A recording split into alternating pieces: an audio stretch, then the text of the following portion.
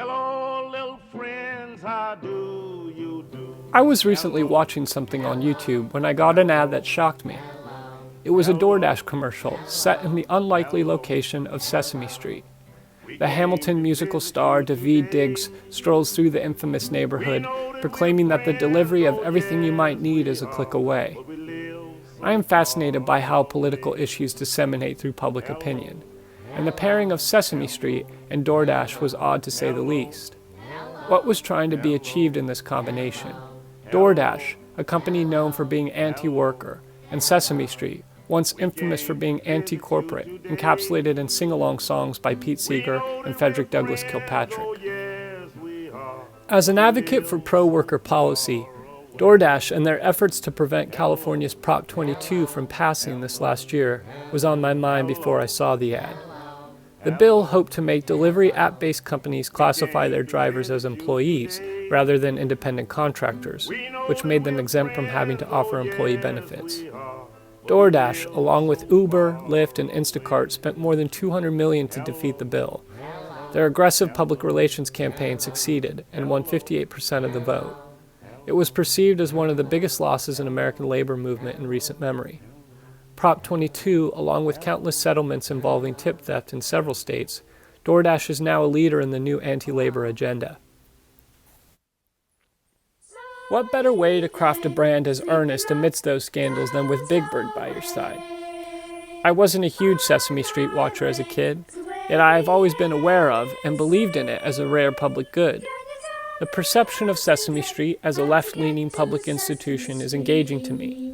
Historically, PBS and similar social educational initiatives have long been praised for their positive benefits for young watchers. It makes me wonder how Sesame Street got to the point of endorsing DoorDash, and whether or not it has had other agendas in mind from the beginning. Were Jim Henson's Muppets always willing to sell products, or is this an example of liberal ideals being coerced by a company to save face?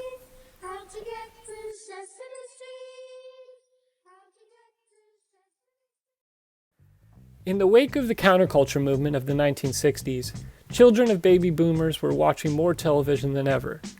Meanwhile, few opportunities for high-quality, early childhood education were available.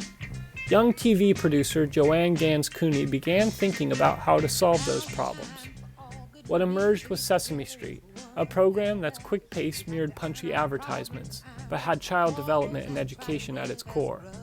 Paired with John Hanson's Muppets, the conscious and diverse cast, and hippie-esque aesthetics, the show became a go-to for a new generation of parents, all with the belief that airing on the public broadcasting channel helped Sesame Street avoid corporate corruption. There are, however, rare critiques of Sesame Street and its honest intentions. Diverting from its origin on PBS, it has steadily done more and more advertisement partnerships in recent years, and produces plenty of children's toys. Attempts of sponsorship on Sesame Street dates back even before its first season. Cooney had initially hoped for the show to air on ABC or NBC and gain corporate sponsorship.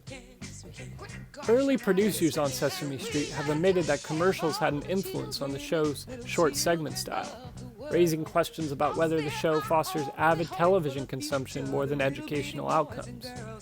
Episodes, often framed around current events and featuring celebrities, have led some to speculate that the lessons in Sesame Street develop an American pop culture literacy opposed to actual literacy more effectively.